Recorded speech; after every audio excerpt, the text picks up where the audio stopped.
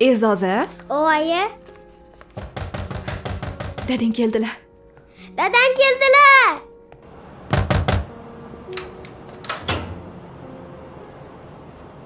Assalomu alaykum. Va alaykum assalom. Ijara haqqini to'lashinglar kerak. Vaqtidan ancha o'tib ketdi. Yana ozgina vaqt bering. Hozir sharoitimiz unchalik yaxshi emasdi. Xo'jayinim kelsalar albatta hal qilib beradilar. Agar pulini to'lamasanglar, bu yerga boshqa odamni qo'yaman. Xo'jayiningizga ayting, ertadan kech qolmasin, pulini to'lasin.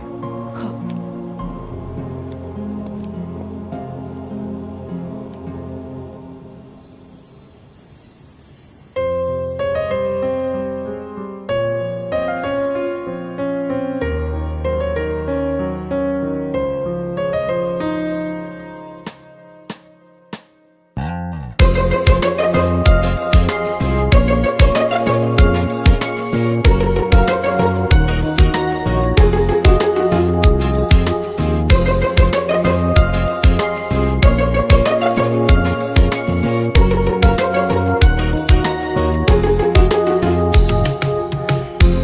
Bugun sevgimizga 10 yil bo'ldi.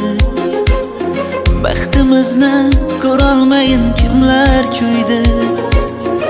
Agar yana qaytib qolsam yoshligimga, mening sevgim qaytarilmas bitta bo'ldi. Yodingdami o'sha 17 yoshing? Tamom qilgan meni uzun soching. Bir chekkada turar eding egib boshing. Shundan beri mening sevgim bitta bo'ldi. Mening birinchi sevgim sen. Ishon, so'nggi sevgim ham sen. O'zimni chiroyligim sen. Men uchganda qanotlarim sen.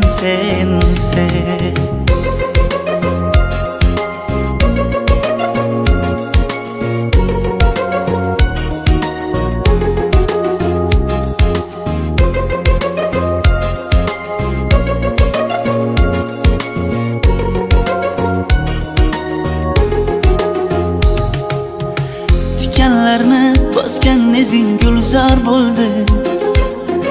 Atir gullar chiroyingdan bezor bo'ldi.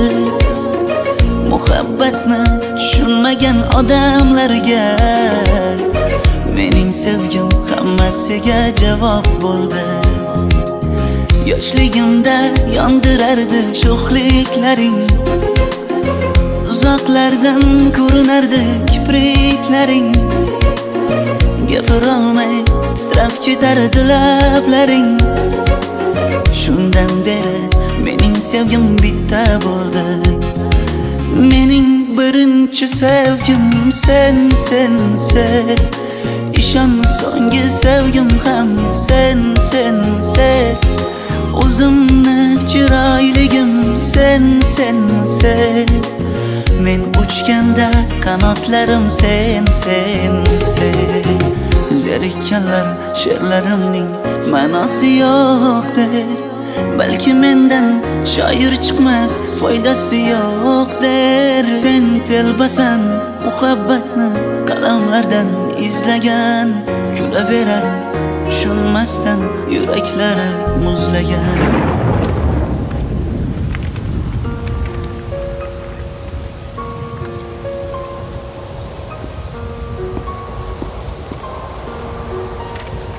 Yomg'irlarda ko'rinmasin ko'z yoshlar, muhabbatdan egilmasin bu boshlar.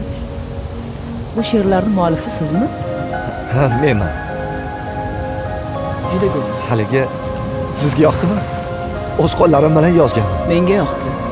Maylimi qo'shiq qilsam? Ha, albatta. Qalam haqqini yaxshi to'layman. Rahmat. Rozimisiz?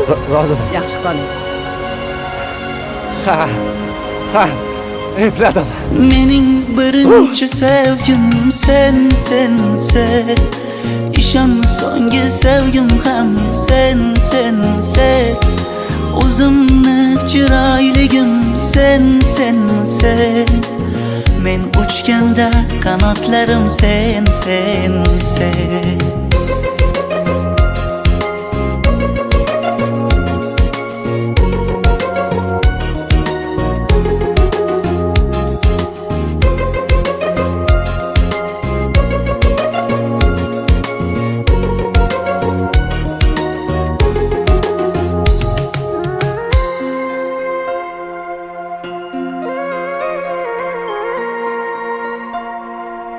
Yosh iste'dodli shoir Hamdam Sobirov yurt, muhabbat, sadoqat haqida teran va ma'noli she'rlari uchun davlatimiz rahbari tomonidan yangi xonadon bilan taqdirlanadi.